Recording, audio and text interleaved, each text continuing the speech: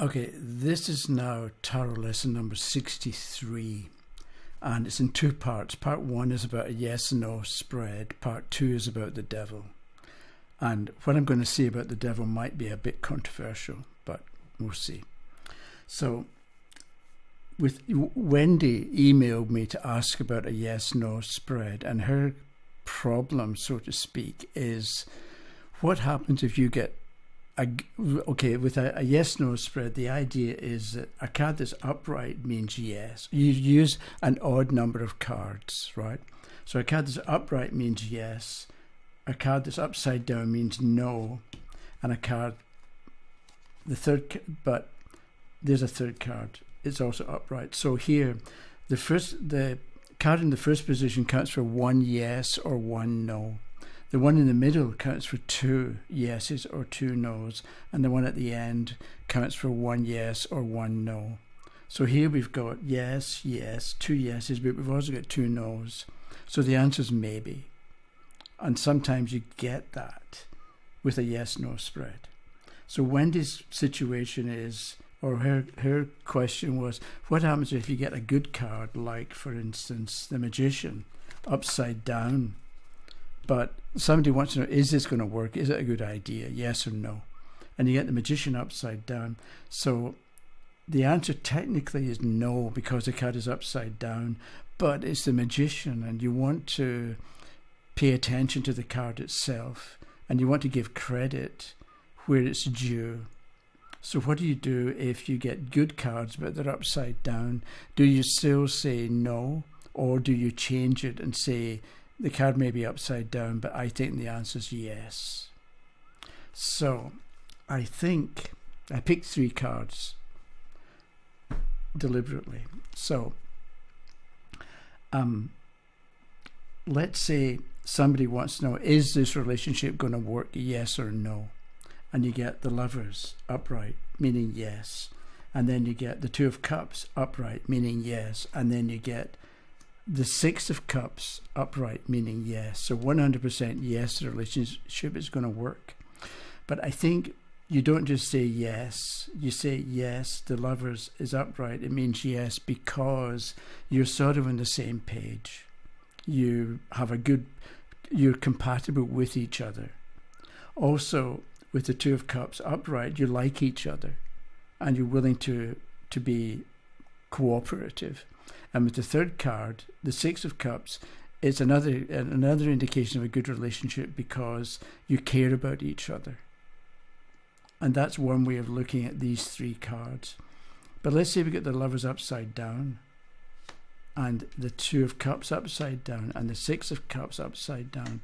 Can we, or should we, take a negative or give a no for each of these three cards? And I think yes, because if the Lovers is upside down, is it going to work? The answer is no, because it's not quite right.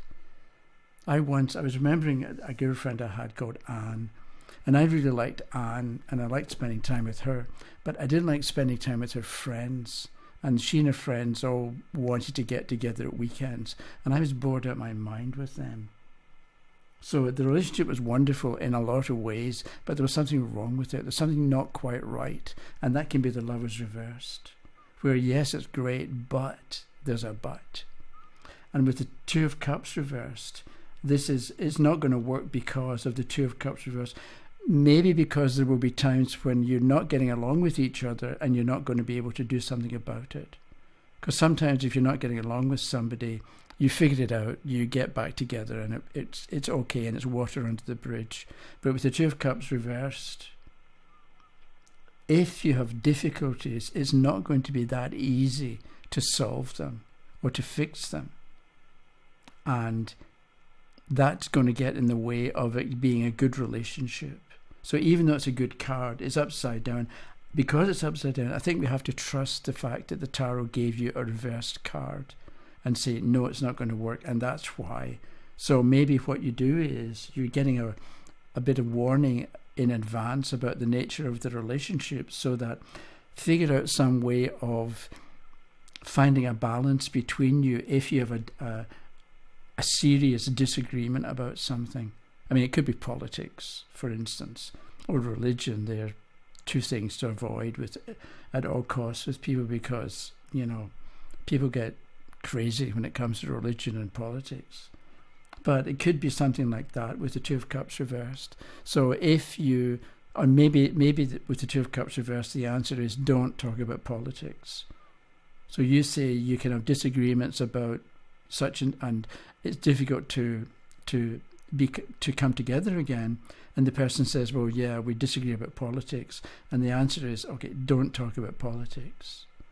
So, and then with the Six of Cups, it could, because this Six of Cups shows younger people, and these are more like 20-year-olds. So, and because this is younger people, maybe the problem is it's not going to work. The relationship is not going to work because the Six of Cups is reversed, because you or the other person are still in love with somebody from their past. Because the Six of Cups, it shows people not getting along with each other, or not being willing to exchange. And it may be because you're still in love with somebody, or you still care deeply about somebody you broke up with a while ago. And even though the Six of Cups upright is a good card and shows happiness and contentment between people, it's upside down. So I think we have to go say something isn't quite right about the Six of Cups. And what might it be? It could be that there's somebody else who's still in the relationship, even if they're not. I'm thinking of Prince Charles and Lady Diana and Camilla, and how Diana once said there were three people in the relationship. There was Charles and me and Camilla, and she was the third person, the invisible third person. And that could be the Six of Cups reversed. That, yes, you're married to somebody, but there's somebody else in the background or in the past who is going to interfere, or who's going to be a spanner in the works, so to speak. So to answer Wendy's question, what do you do? I think the thing to do is you look at you add up the numbers. So here we've got, this is no, 100% no. This is maybe, because it's no, yes, yes. And this is also yes, yes, yes, yes, yes, no. So it's 75% yes, but 25% no. And then you look at the nature of the cards and talk about where the no is going to come from, or where the yes is going to come from, if it's like that. No, I'm getting mixed up here. But you know what I mean? So that I think if you begin with counting the numbers, the yeses and the nos, then look at the nature of the cards. Because I think if you start with, I'm going to look at the cards and figure out if it's good or bad, you can find that you don't quite know what to do. So to avoid that, just use the numbers, or use the upright or reverse position of the card to give you a number, and then give the person the odds.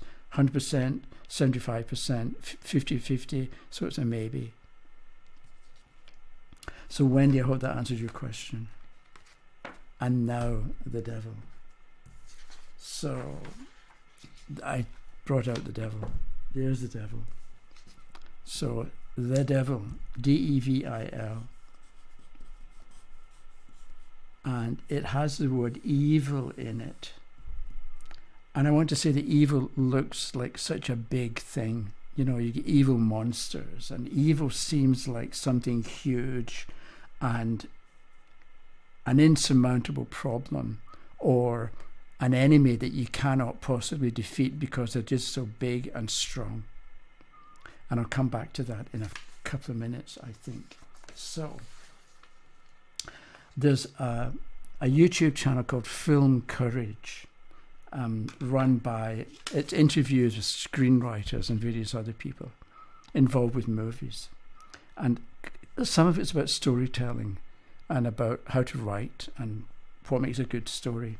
So I happened to see a video a few days ago in which a screenwriter was asked, he was talking about how he went to a Hollywood producer and told him the story, or what the movie was going to be, and the the producer said, I don't like it because you didn't answer the 4 questions that you have to answer in any good movie. And the 4 questions are, what is the main character, or who is the main character? What do they want? What's going to stop them, or who's going to stop them? And what happens if they fail? And it's a bit like every movie goes through these 4 stages and that's how the story develops. And that if you don't know who the main character is, you're lost with the movie. If you don't know what the character wants, again, it meanders and it doesn't make that much sense. And if there's no conflict, if there's nobody trying to stop the hero going in the direction they want to go, again, the story falls flat. And then what's in it for the hero or the villain? What have they got to lose if it doesn't work? So the person talking he said his idea for a screenwrite, or for a script rather, is each good movie goes through 4 stages, and it's like a form, not a formula. So the hero begins as an orphan, then they become a wanderer, then they become a warrior, and then they become a martyr. And those are the 4 stages that the hero goes through in any decent story. What does this have to do with the tarot and the devil? It has to do with the fact that I think for all of us, we start off as orphans. When we're interested in the tarot and we want to make it work and we want to understand it, but who do you turn to? You can't probably turn to that many people. So you're kind of an orphan. So think of yourself with the tarot as being an orphan. You begin as an orphan. And so what does an orphan do? You wander. You have to wander. And this is the point I want to get to with the devil card. Because somebody left a comment about how I learned the tarot and so on. I just sort of wandered and did stuff and talked to people and watched stuff and thoughts and read books and just sort of wandered, and I'm still wandering. So a few days ago, I happened to see this on YouTube. They seem to be promoting short clips now, like 30-second, 45-second clips.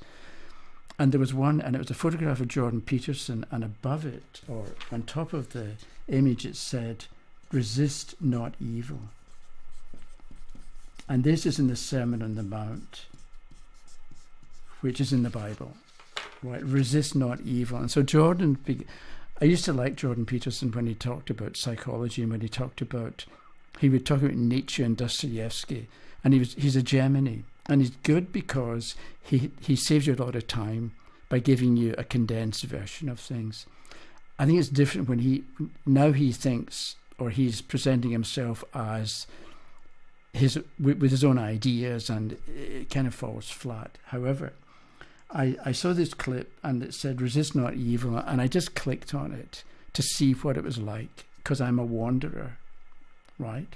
So I clicked, and it didn't occur to me at the time that I would relate this back to the devil card. I wasn't thinking that consciously. Maybe I was subconsciously. So resist not evil. So Jordan says, okay, resist not evil seems a strange bit of advice to give anybody. So he says, you can't fight, you can't punch back, because that just starts a fight, and that's not going to work. You also can't just be weak and let the other person walk all over you. So you have to be strong, but the point he made was you have to be minimally strong. You have to be as strong as you need to be, but not any stronger than that. So that's his explanation. It seemed quite feasible. But then I thought, he totally misses the point of resist not evil. Because evil, according to some philosophies, evil is an illusion. It doesn't really exist. It's an illusion, and I'll get to that in a bit. This is why what I'm saying might be controversial. So, but I've got a reason for saying that. So, evil, according to some philosophies, is an illusion. So there's no point taking an illusion that's not real, turning it into something real, and then battling against it and apparently defeating it, because all you've done is create something out of nothing, or you're dealing with nothing that's masquerading as something, and you think you've won, but you haven't won anything because there was nothing there to fight with in the beginning. So evil, as I mentioned, looks big, right, and enormous, but I was thinking, what if you've got a small evil? Let's say you're talking to a friend or you're talking to somebody and they're telling you something, but they're obviously lying, and you know they're lying. A lie is like a small evil. It's manageable. Big evils, they're too big. But a small evil with somebody that you know. But if they tell you a lie, what are you going to do? Resist not evil. You don't you know that if you try to point out, or you say to the person, you're lying, you're not telling me the truth, they're going to get defensive, they're going to accuse you of manipulating them, they're going to do something bad. So you resist not evil. You don't point out the person's mistake. What you do is, I think, you develop and update your personal understanding of the person you're talking to. And that's what resist not evil means. It doesn't have to do with going along with what a million people believe. What's important with evil is that you personally update or change your personal understanding of the situation. So if your friend is lying to you, you register, okay, they're just lying to me. That changes my opinion and my idea about the nature of the person I'm dealing with. And maybe I don't want them as a friend anymore. Or maybe I wonder why they're bothering to lie in the first place. But what's important with evil is that your idea or your opinion changes. And that's what's important. That your understanding goes with the truth. So it doesn't matter if 1 million or 10 million people believe something that we categorize as evil. It doesn't matter, and this is why it may be controversial, because you can say, well, there's war and there's poverty and there's destruction in the world, and that's evil. And 1 million people know that it's evil. Okay, you can't do anything about that, but you can understand that maybe we can change our understanding of what constitutes evil and understand that it's actually an illusion. So what do we do with the devil card then?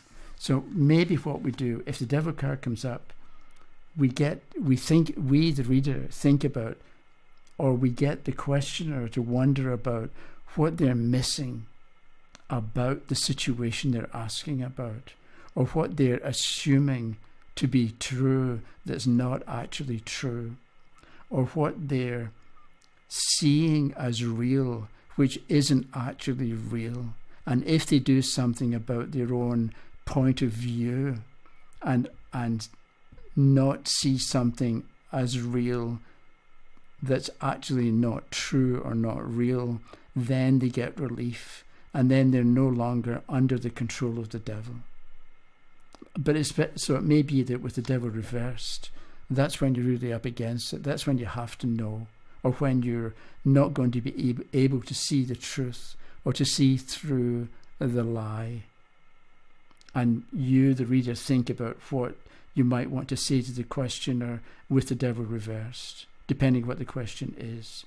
But if the devil is upright, maybe it's going to be easier for the questioner to understand what you're talking about if you talk about seeing through the illusion.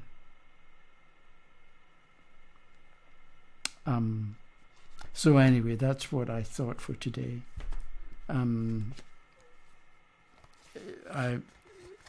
Tell me what you think about evil as illusion. I mean, it's a kind of Buddhist idea anyway, that where they talk about the value of non-attachment. And it's also in Kipling's If, where he talks about if you can treat with triumph and disaster and treat these two imposters just the same. Because triumph is an imposter. It's not really real. Disaster is an imposter as well, because good things can come out of it. So was it really a disaster? And it's also Shakespeare. There's nothing good and nothing bad, but thinking makes it so.